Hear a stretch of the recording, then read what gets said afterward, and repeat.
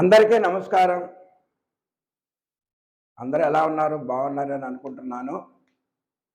మరి ఈరోజు నేను చేయబోయేటటువంటి వీడియో చేయకముందు మీ అందరిని మనస్ఫూర్తిగా, హృదయపూర్వకంగా ఆహ్వానిస్తూ ఉన్నాను. ఈరోజు నేను చేయబోయేటటువంటి వీడియోకి సహజంగా మనం గత 6 వీడియోల నుంచి స్పోకెన్ ఇంగ్లీష్ మాట్లాడటం ఎలాగా ఈజీగా, క్విక్లీ వేగముగా. క్విక్లీ అన్నాం కదండి. 1, 2 రోజులు 3, 4 వీడియోలతో చేస్తానని నేను అనలేదు. అట్లీస్ట్ మనం ఒక 20, 30 మినిమం ఒక 30 తీసుకున్నట్లయితే ఇప్పుడు వరకు మనం టెన్సుల్లో అంటే కాలాలను బట్టి వెర్బలు ఏ విధంగా మారతాయి, ఆ వెర్బల్ ద్వారా మనం స్పోకెన్ ఇంగ్లీష్ ఎలా మాట్లాడగలుగుతాము, ఏ యొక్క టెన్స్కి ఎక్కువగా మనం స్పోకెన్ ఇంగ్లీష్ ఉపయోగపడుతుందని మనం simple present tense, simple past, simple future వీటిని మెయిన్ టెన్సెస్ అంటారు.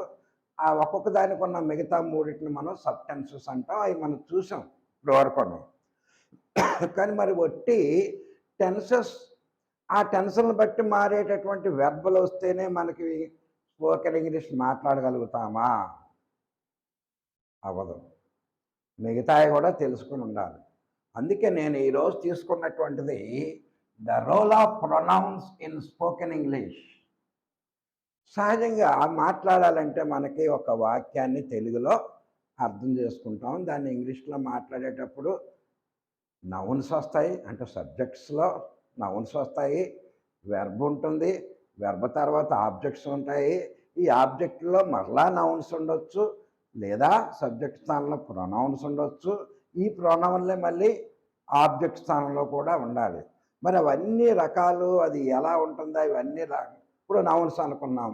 ఫర్ ఎగ్జాంపుల్ అమెరికా లేదా Israel doing a war against Iran. అక్కడ ఇరాన్ అనేటటువంటిది నామవాచకము, ఇజ్రాయెల్ అనేటటువంటిది నామవాచకం. ఏం చేస్తుంది? ఇజ్రాయెల్ ఇరాన్ మీద దాడి చేస్తూ ఉంది, యుద్ధం జరుగుతుంది ఇప్పుడు అక్కడ. సో అక్కడ సబ్జెక్టు ఆబ్జెక్ట్ స్థానంలో నౌన్ వచ్చింది, ఆబ్జెక్ట్ స్థానం కూడా. మరి ఎప్పుడు నౌన్లే వస్తాయా అండి? తక్కువగా కంటే కూడా ప్రొనౌన్లు ఎక్కువగా వస్తాయి. ప్రొనౌన్ అంటే ఏంటి? నౌన్కు బదులుగా ఉపయోగించేటటువంటి దాన్ని మనం ప్రొనౌన్, అందులోనే ఉంది ఆ పదంలోనే. సో ఈ ప్రొనౌన్ల యొక్క పాత్ర ఏంటి, అసలు ఇవి ఎక్కడ వస్తాయి? అందుకే నేను కొన్ని తెలుగు సెంటెన్సెస్ తీసుకున్నాను చూడండి. నేను అతనిని తన బైకును ఇమ్మని అడిగాను. ఇక్కడ ఎక్కడ బైక్ అనేటటువంటి నౌన్ తప్ప ఇంకేమీ లేవు. సరే, ఇది తెలుగు పదం. ఇక్కడ నేను అనేది ఎలాగా, అతనిని ఎలాగా, తన యొక్క ఎలాగా, ఇవ్వమనంటే గివ్ అని, ఆస్క్ అంటే అడిగాను, ఇవ్వరా బాబు అని అడిగాను. ఇది మనకు కొంచెం కన్ఫ్యూజన్. ఏమి లేదు, ఫస్ట్ ఇక్కడ అడిగి చేసిన వాడు ఎవడు? నేను. సో ఐ పెట్టుకోండి. అంటే ఇక్కడ నౌన్ స్థానంలో ఐ అనేటటువంటి ప్రొనౌన్ తోటి సబ్జెక్టు కర్త స్టార్ట్ అయింది. తర్వాత ఇంగ్లీష్లో నిర్మాణం ఏమొస్తుంది? అడిగాను, ఐ ఆస్క్డ్. అయిపోయిందండి. నేను అడిగాను. మనం చూడంగానే ఆస్క్డ్ వీటిలో ఉంది వెర్బో, అంటే జరిగిపోయిన క్రియ, నిన్న మొన్నో లేకపోతే ఉదయమో. ఓహో, ఇది సింపుల్ పాస్ట్ టెన్స్. ఓకే, మరి ఇది ఒక్కటి వస్తే అది అయిపోద్దా? ఐ ఆస్క్డ్ అతనిని. ఇప్పుడు అతనిని అనేది ఏమి రాయాలి మనం? I asked him. I asked him. ఏమి అడిగావు? తన బైకుని, తన, హిజ్.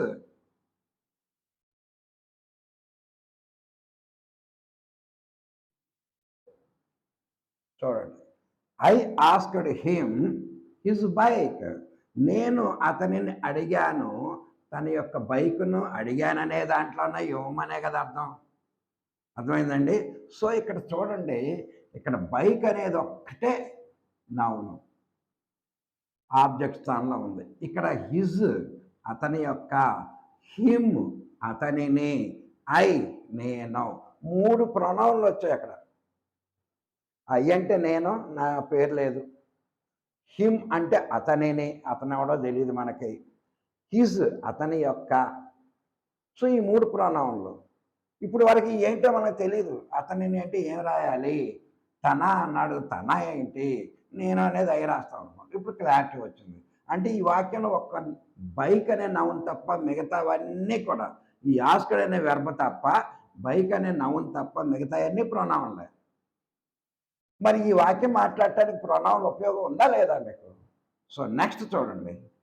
ఆమె తన దుస్తులను తనకు తానే వాష్ చేసుకుంటుంది. వాషర్ మనకి ఇవ్వటమో లేదా వాషింగ్ మిషన్లో వేసి క్లీన్ చేయటమో చేయదా అమ్మాయి. తన బట్టలు తనే ఉతుకుంటుంది. హర్సల్ తనకు తానుగా. ఇక్కడ చూడండి, ఉతికేది ఎవరు? ఆమె, షీ.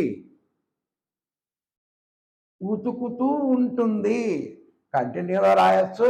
అది అలవాటు కనుక మనం సింపుల్ ప్రెజెంట్ టెన్స్లో కూడా రాసుకోవచ్చు. She washes. She third person కనుక ఈ వర్బ్ చేర్చాము. She washes. షీ అనేది ప్రొనౌన్. అక్కడ వరకు అయ్యేది. షీ వాషెస్ ఏంటి? తన దుస్తులను తనే. షీ వాషెస్ తన అంటే తన యొక్క. Her clothes. ఆమె తన యొక్క బట్టలను క్లోజ్ హర్సెల్ఫ్. ఇదొక ప్రొనౌన్. హర్ అనేటటువంటిది ఒక ప్రొనౌన్. షీ అనేటటువంటి ప్రొనౌన్. చూడండి, ఆమె హర్ క్లోజ్ తన దుస్తులను తనకు తానుగా వాష్ చేసుకుంటుంది. ఇప్పుడు ఈ హర్సెల్ఫ్ అనేది ఒక ప్రొనౌన్, హర్ అనేది ఒకటి. మళ్ళీ ఇందులో మార్పులు. హర్సెల్ఫ్ అనేది ఏ ప్రొనౌను, షీ అనేది ఏ ప్రొనౌను, హర్ అనేది ఏ ప్రొనౌను. మరి ఈ రకాలు కూడా తెలిసి ఉండాలి కదా. మరి ఆ ప్రొనౌన్లో రకాలు తెలియకపోతే మనం చేయగలుగుతామా? సరే ఇది చూడండి. రూమ్లో ఎవరూ లేరు. ఇది చాలా కష్టంగా ఉంటుంది తెలుగుని దీన్ని ఇంగ్లీష్లో మార్చడం. రూములో మనకు తెలుసు, లో ఇన్. ఇది ఇక్కడ వరకు బాగానే ఉంది. ఎవరూ లేరు. ఎవరు లేరు. లేరు అంటానికి ఈజు, ఎవరు, అదొక confusion. So nobody is in the room. ఇది దీనికి. ఇక్కడ నోబడీ అనేటటువంటిది నౌనా ప్రొనౌనా? మనిషి పేరా జంతువు పేరా? కాదు.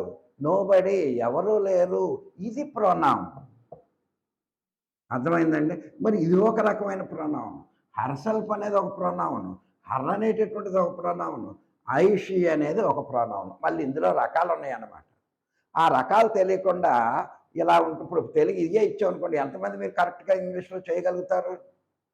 ఇప్పుడు వరకు ఏంటి, మనం టెన్స్లే నేర్చుకున్నాం. ఓహో, she washes simple present tense, ప్రస్తుతం జరుగుతుంది కనుక. ఐ ఆస్క్డ్ నేను అడిగాను, simple past tense. Nobody is ఇది ఈ వెర్బ్ ఈజ్లో ఉంది కనుక ఇది కూడా సింపుల్ ప్రెజెంట్. అంతవరకే తెలుసు. మిగతా వాటికి అర్థాలు తెలియాలి కదా మనకి. అలాగే ఇక్కడ చూడండి, నీకు ఇష్టమైన రంగు ఏది? నీకు, అదే which is your favourite colour. చూడండి, విచ్ ఈజ్ ఇక్కడ నౌనా ఇది ప్రొనౌనా అనే డౌట్. ఏది? యువర్ నీ యొక్క ఇష్టమైన రంగు అయి ఉన్నది. ఈజ్ అంటే ఉన్నది. నీకు ఇష్టమైన రంగు ఏదై ఉన్నది?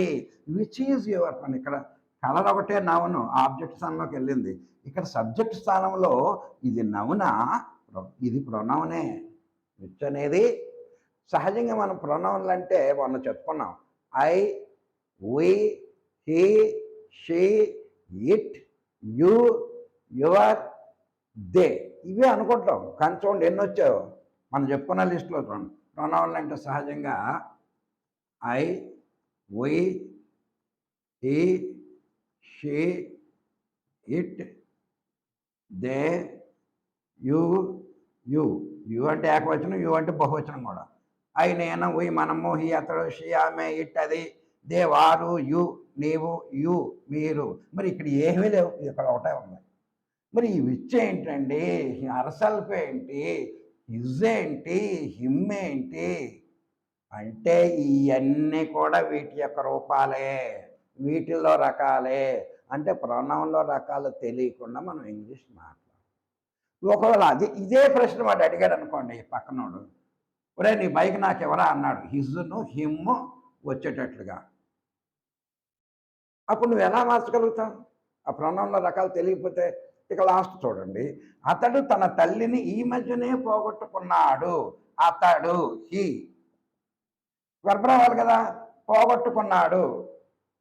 ఇదేమైనా రూపాయా లేదా బలమో ఏదైనా వస్తువా పోగొట్టుకోవటం? పోగొట్టుకున్నాడంటే చనిపోయింది, దూరం అయిపోయాడని. సో పోగొట్టుకున్నాడు, he lost, lose lost lost past tense.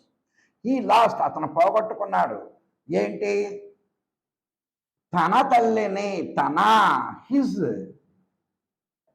ఇది ప్రొనౌన్. మదర్ ఈ మధ్యనే, రీసెంట్లీ. సో ఇక్కడ హిజ్ అనే ప్రొనౌన్ ఉంది, హీ అనే ప్రొనౌన్ ఉంది. అతడు తన యొక్క తల్లిని ఈ మధ్యనే పోగొట్టుకున్నాడు.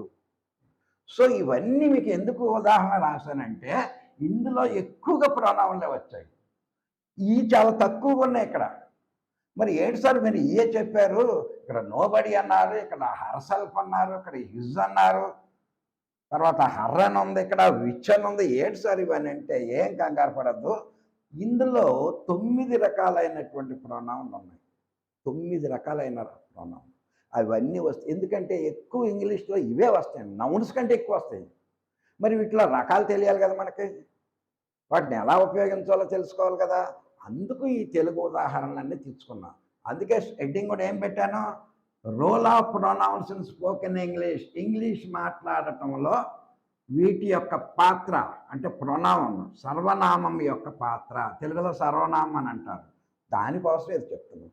సరే చూడండి, సహజంగా ప్రొనౌన్లు అంటే ఇవి.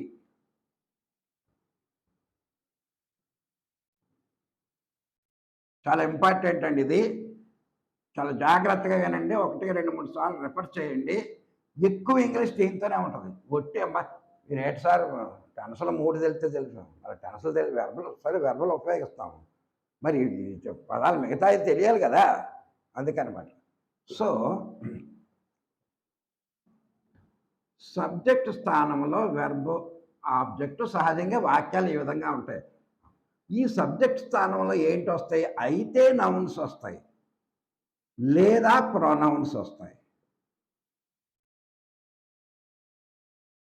నామవాచకాలు వస్తాయి లేకపోతే సర్వనామాలు వస్తాయి. ఇక్కడ వెర్బ్ తర్వాత మళ్ళీ ఆబ్జెక్ట్లో నామవాచకాలు రావచ్చు, ప్రొనౌన్స్ కూడా రావచ్చు. అంటే ఇవి వెర్బకు ముందు రావచ్చు, వెర్బకు తర్వాత రావచ్చు. సరే ఈరోజు మనం నౌన్స్ గురించి తెలుసుకోవసరం లేదు, అది ఆల్రెడీ. ఇప్పుడు దీని మీద చిన్న ఉదాహరణ రాస్తాం.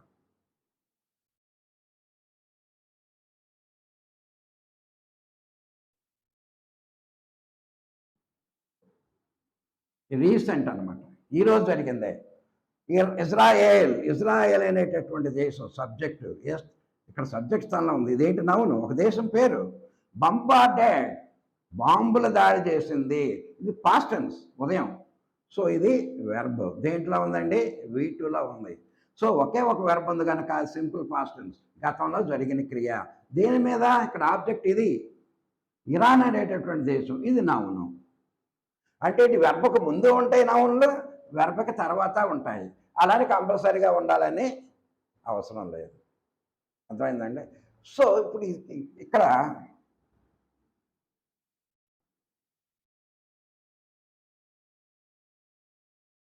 చూడండి, హీ అతడు, కిక్కుడు తన్నాడు, హర్ వద్దులండి అమ్మాయి అంటే బాగా దెంబెట్టుకోండి. అతడు ఇది ప్రొనౌన్, ఏ స్థానంలో ఉందంటే సబ్జెక్ట్ స్థానంలో ఉంది, నౌన్కు బదులుగా ఉంది. కిక్కుడు అనే వెర్బ్ సింపుల్ పాస్ట్ అని తన్నేశాడు. ఎవరిని తన్నాడు, దెమ్ వారిని. సో ఇది ఆబ్జెక్ట్ స్థానంలో ఉంది, ఇది ప్రొనౌన్. చూసారు, వెర్బకు ముందు ప్రొనౌన్ ఉంది, వెర్బ తర్వాత ప్రొనౌన్ ఉంది. వెర్బకు ముందు సబ్జెక్ట్ అంటే నౌన్ ఉంది. సో నౌన్ స్థానంలో ఈ ప్రొనౌన్స్ వస్తాయి కనుక వీటిలో రకాలు 9 ఉన్నాయి. ఈరోజు ఒక 4 చూసి వాటితో వాక్యాలు ఎలా ఉపయోగించాలో చూద్దాం.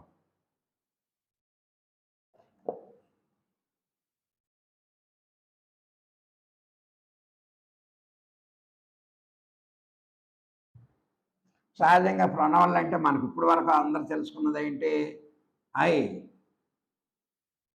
నేను, వి, మనము లేదా మేము, యు, నీవు, యు, మీరు, హి, అతడు, షీ, ఆమె, ఇట్, అది, దే, వారు.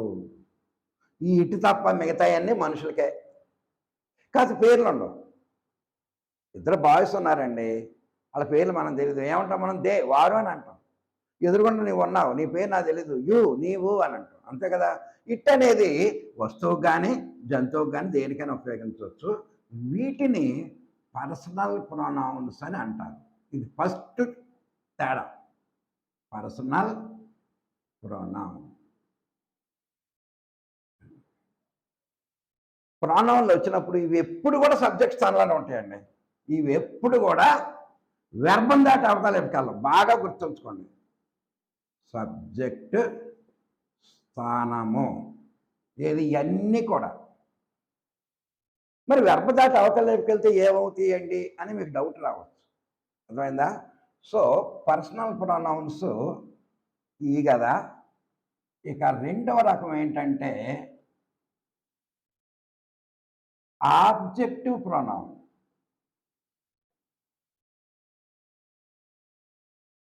ఇవన్నీ సబ్జెక్ట్ స్థానంలో ఉన్నాయి. ఏంటి? సబ్జెక్ట్ స్థానంలో ఉన్నాయి.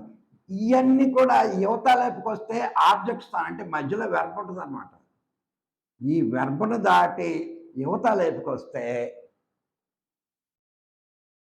వీటిని ఆబ్జెక్టివ్ ప్రొనౌన్స్ అంటాయి. ఇవే ఉంటాయి కానీ రూపాంతరం చెందుతాయి. ఎలాగంటే ఐ సబ్జెక్ట్ స్థానంలో ఉంటుంది, కానీ ఆబ్జెక్ట్ స్థానంలో అంటే వెర్బం దాటి యువతలైపుకి వస్తే మీ అవుతుంది. నన్ను, వి, మనము, అజ్, మనలను, యు, నీవు, యు అవుతుందిలేండి. నిన్ను, యు అంటే మిమ్ములను, హి అతడు, హిమ్ అతనిని, షి ఆమె, ఇక్కడ హర్ ఆమెను. చూడండి, ఇట్ ఇక్కడ కూడా ఇట్టే. ఇక్కడేమో అది దానిని. దే వారు, దెం వారిని. అదండి సబ్జెక్ట్ స్థానంలో ఉంటే ఈ విధంగా పలకాలి మనం. I, we, you, he, she, it, they. ఎప్పుడైనా సరే ఒకవేళ వెర్బను దాటి అంటే రెండో ప్లేస్ దాటి ఆబ్జెక్ట్ స్థానంలోకి కానీ వెళ్ళిపోయినాయి అనుకోండి, అప్పుడు ఇక్కడ ఐని ఐగా రాయకూడదు. ఐ అనేది ఇక్కడ మీ అవుతుంది, వి అనేది అజ్ అవుతుంది. అతడు మమ్ములను, అతడు అనేది పర్సనల్ ప్రొనౌన్. హీ మమ్ములను అడిగాడు, అడిగాడు ఆస్కడు. అజ్, యుఎస్ అజ్, వి అంటే మేము కదా, మమ్ములను అన్నారు కదా, అందుకే దాకా సెంటెన్స్లు తీసుకున్నాం. సో ఈ విధంగా ఆబ్జెక్టివ్ టైప్లో ఉన్నప్పుడు ఎప్పుడైనా సరే వెర్బ్ తర్వాత ఈ విధంగా రాయకూడదు. బాగా గుర్తుంచుకోండి. ఎప్పుడు ఈ విధంగా. ఒకవేళ ఇక్కడ ఉన్న హిమ్ యువతలే కానీ రావాలని అనుకుంటే ఆ హిమ్ హీ అవుతుంది. ఇది ఎప్పుడు మనం అది యాక్టివ్ వాయిస్ ప్యాసివ్ వాయిస్ చేసేటప్పుడు రావణుడు రాముని చంపాను, రాముడు రావణి చేత చంపబడిను అన్నప్పుడు అటు ఇటు మారతాయి. అప్పుడు ఇక్కడ ఉన్నటువంటి హర్ యువతలేపుకి వచ్చి షీ అవుతుంది. ఇది రెండవ గ్రూపు. ఇక మూడవ గ్రూప్ చూడండి.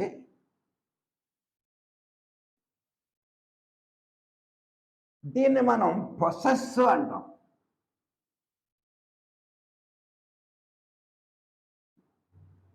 Personal pronoun, objective pronoun, personal pronoun.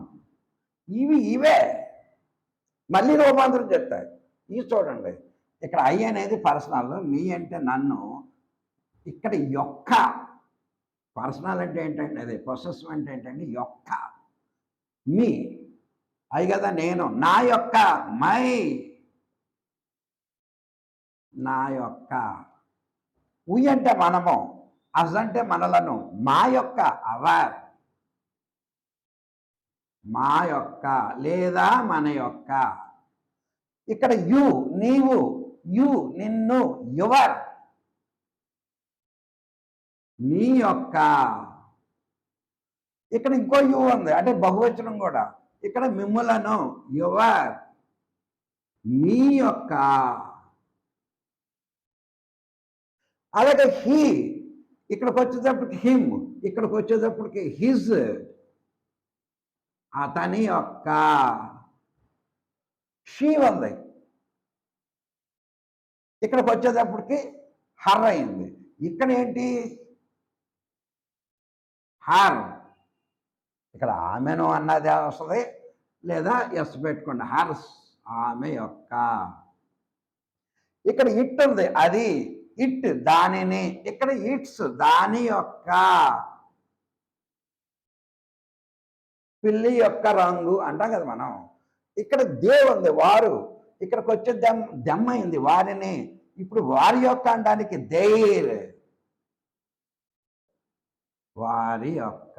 చూడండి ఇక్కడ, my pen is blue, our house is costly, where is your dog, నీ యొక్క డాగ్ ఎక్కడ ఉంది, హూ ఈజ్ యువర్ ఫాదర్, మీ యొక్క తండ్రి పేరేంటి,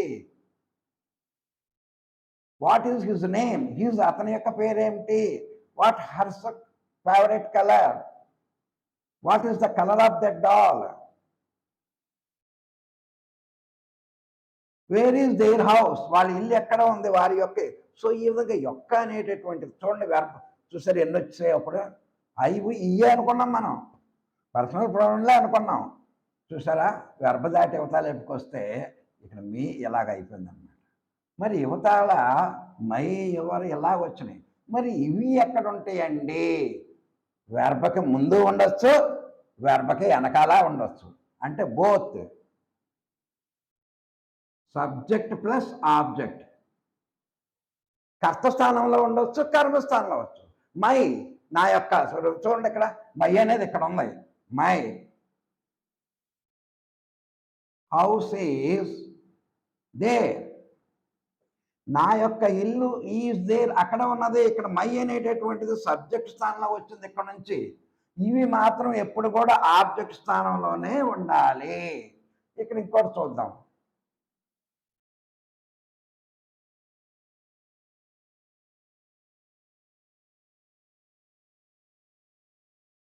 ఇక్కడ హర్ అనేది ఏంటిది, ఆమె యొక్క అని అర్థం. నేను అడిగాను, హర్ నేమ్ ఆమె యొక్క. సో ఇక్కడ అది దేంట్లో వచ్చింది, ఆబ్జెక్ట్ స్థానంలో వచ్చింది. ఇక్కడ మై అనేది సబ్జెక్ట్. సో ఇవి సబ్జెక్ట్ స్థానంలో ఉండొచ్చు, ఆబ్జెక్ట్ స్థానంలో ఉండొచ్చు. కానీ ఇవి మాత్రం ఎప్పుడు కూడా వెర్బ్ తర్వాత ఆబ్జెక్ట్ స్థానంలోనే ఉండాలి. ఇవి మాత్రం ఎప్పుడు ఇక్కడే ఉండాలి. ఒకవేళ వెర్బ్ దాటితే ఈ విధంగా రూపాంతరం చెందుతాయి. ఇవి ఎక్కడైనా వెర్బకు ముందు కానీ వెనక్కాను. మరి ఇవన్నీ తెలియకుండా మనం ఎలా మాట్లాడతామండి? Is it possible? సరే, ఈ రోజుకి ఇంకొక సెట్ ఉంది, అవి కూడా చూద్దాము. ఈ 4వ సెట్ అనమాట. ఇక్కడ రాస్తాను, ఇవే తీసుకోండి. ఐ,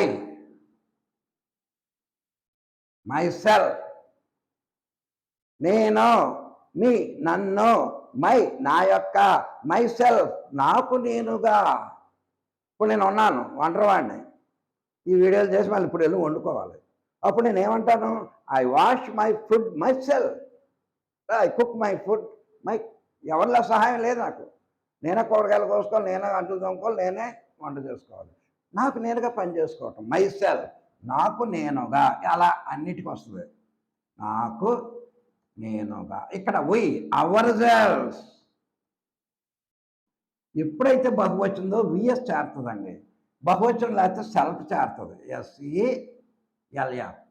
అవర్ సెల్వ్స్ మాకు మేముగా. మా ఇంట్లో ఒక 5 ఉన్నారు. అందులో ఇద్దరు తాపీ మేస్టర్లు. ఎవరి సహాయం లేకుండా మా ఇల్లు మేమే కట్టుకుంటాం. We build our house ourselves. We personal pronoun. Build our possessive. We మేము మా యొక్క ఇంటిని మాకు మేముగా అవర్ సెల్ఫ్. చూసారు 3 వచ్చాయి. So our self. యు అంటే నీవు, యువర్ సెల్ఫ్. నీకు నువ్వుగా. మరి నువ్వు అంటే మీరని కూడా ఉంది కదా. యువర్ సెల్ఫ్ బహువచ్చినప్పుడు బిఏఎస్ చేస్తాం. హీ అతడు, అతనికి అతనుగా. హిమ్సెల్ఫ్ తనకు తానుగా. She her self. It it self. They themselves. చూసారా? మీకు ఈ ఎలఫలో విఈఎస్లు దేనికి చేర్చాలనుకుంటే ఏం బాధ, వీటికి చేర్చేయండి. ఏది? ఇది ఒక్కటే మై సెల్ఫ్. మీ అనేది మై సెల్ఫ్ అవుతుంది. సరే వద్దులండి ఇది. మై సెల్ఫ్ నాకు నేనుగా. అవర్ సెల్ఫ్ మాకు మేముగా. ఎవర్ సెల్ఫ్ నీకు నీవుగా. యువర్ సెల్ఫ్ మీకు మీరుగా. హిమ్సెల్ఫ్ అతనికి అతనుగా. హర్ సెల్ఫ్ ఆమెకు ఆమెగా. ఇట్ సెల్ఫ్ దానికి అదిగా. దెమ్సెల్వ్స్ వారికి వారుగా. ఈరోజు 4 రకాల సెట్స్ చూసారా? ఇప్పుడు వరకు ఏంటి అనుకున్నాం? ఇవే అనుకున్నాం ప్రొనౌన్లు. అబ్బో రూపాంతరాలు చెంది ఎన్ని అయ్యాయో. మరి ఇవి ఎక్కడ ఉంటాయండి? ఇవేమో సబ్జెక్ట్ స్థానం అన్నాం, ఇవి కేవలం ఆబ్జెక్ట్ స్థానంలో అన్నాం. ఇవి ఎక్కడైనా ఉండొచ్చు అన్నాం. వెర్బ ముందన్నా ఉండొచ్చు, వెర్బ తర్వాత అన్నా ఉండొచ్చు. మరి ఇవి ఎక్కడ ఉంటాయి? ఇవి వాక్యం స్టార్టింగ్లో స్టార్ట్ అవ్వ గనక వెర్బ తర్వాతే ఉంటాయి. ఆబ్జెక్టు స్థానంలోనే ఇవి కూడా ఉంటాయి. అర్థమైందండి? వీటితోటి మనం ఒక 4-5 ఉదాహరణ ఈ రోజుకి ఒక్కో దాంట్లో తీసుకుందాం. బాగా మంచి టేబుల్, చాలా ఉపయోగకరమైంది. I'm not boasting myself, ఏదో గొప్పలా చెప్పుకోవటం కాదు. చూడండి, మీరు చూస్తుండగానే అబ్బా ఇన్నున్నాయా అని అనుకుంటాం మనం.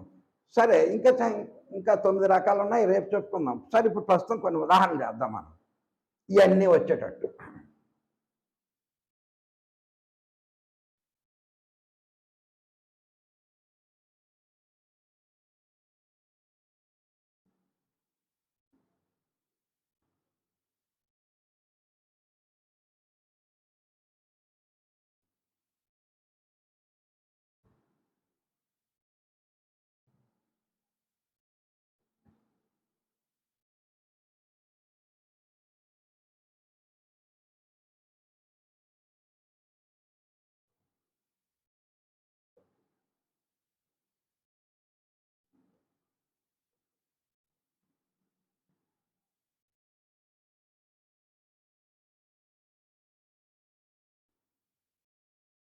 ఇక్కడ చూడండి, ఒక సెంటెన్స్ రాసి.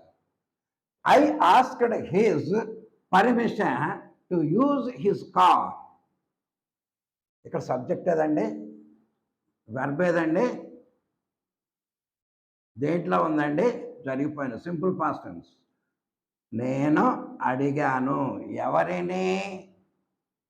హిజ్ అతని యొక్క నేను అతని యొక్క పర్మిషన్ని అడిగాను. టు యూజ్ హిజ్ కార్, తన కారును ఉపయోగించుకునేందుకు అతని పర్మిషన్ నేను అడిగాను. ఇక్కడ కార్ అనేది నౌనండి. పర్మిషన్ అంటే కూడా ఇది ఒక స్థితి, ఇది కూడా నౌనే. ఇక్కడ ఆస్క్డ్ అనేది వెర్బ్ అండి. మరి మిగతా ఏంటండి? ఐ ఏంటి, హిజ్ ఏంటి, టు యూజ్ అనేది ఏంటి, యూజ్ అనేది ఏంటి? ఎప్పుడైనా టూ తర్వాత వెర్బగాని ఉంటే టు ఇన్ఫినిట్. ఇది టూ కాదు, ఇది వెర్బ్ కాదు, రెండు కలిపితే టు ఇన్ఫినిట్, అందుకు గాని అని అర్థం. సో ఇక్కడ మనకి ఇజ్ ఒకటి ఉంది, ఇజ్ ఒకటి ఉంది, ఐ ఒకటి ఉంది. ఐ అనేది పర్సనల్ ప్రొనౌన్, వెర్బ్ దాటి ముందే ఉంది చూడండి. ఐ ఆస్క్డ్ హిజ్ అతని యొక్క అనుమతి, పర్మిషన్, టు యూజ్ ఉపయోగించుకునేందుకు. ఏంటి? హిజ్ కార్ అతని యొక్క కారు. అతని యొక్క ఇదేంటండి? పొసెసివ్. మళ్ళీ ఇక్కడ కూడా పొసెసివే. యొక్క అతని యొక్క పర్మిషన్, అతని యొక్క కారు పొసెసివ్. ఇక్కడ పర్సనల్. చూసారండి? ఇదొకటి. నెక్స్ట్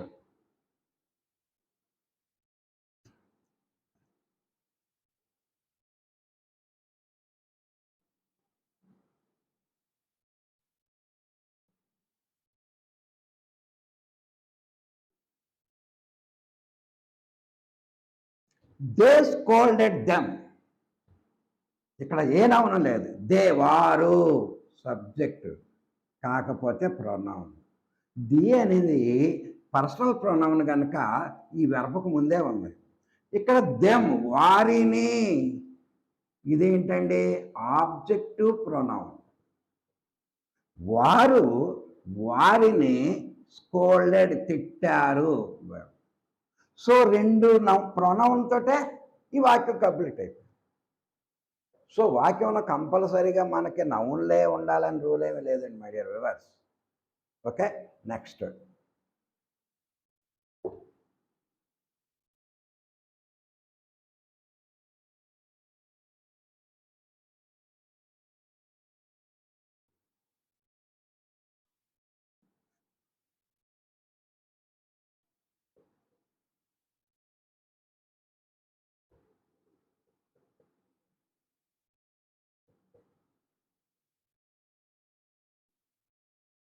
చూడండి. ఇక్కడ ఇట్ అది పర్సనల్ ప్రొనౌన్ సబ్జెక్ట్ స్థానంలో ఉంది. లిక్స్ నాకుట, చీకుట లేకపోతే నాకుట. ఇట్ లిక్స్, ఇక్కడ ఇట్స్ దాని యొక్క. యొక్క అనగానే ఏంటంటే పొసెసివ్ ప్రొనౌన్. చూసాం కదా మన టేబుల్లో. పర్సనల్ ప్రొనౌన్లో ఇట్ ఉంది, లిక్స్ అనేటటువంటి వెర్బ్ ఉంది, ఇట్స్ అనేటటువంటిది ఉంది. టెయిల్ అంటే తోక. ఇట్ సెల్ఫ్ దానికి దానిగా.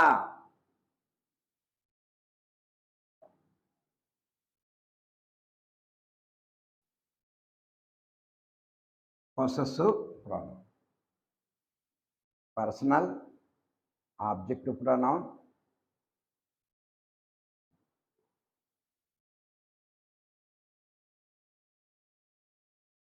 పొసెసివ్. సరే, ఇది చూడండి. It licks its tail itself. అది తన యొక్క తోకని తనకు తానుగా నాకు సహజంగా పిలిచి చూడండి. ఇదేం చేస్తుంది? తన తోక అదే గిల్లుకుంటా ఉంటుంది, నాకాలని అందుకోవాలని అనుకుంటుంది. అది సాధ్యపడదు. ఏదో తిరుగుతూ ఉంటుంది కదా, బాధలు పడుతూ ఉంటుంది. చూడండి ఇక్కడ ఇన్ని, ఇదో ప్రొనౌను, ఇదో ప్రొనౌను, ఇదో. ఓకే,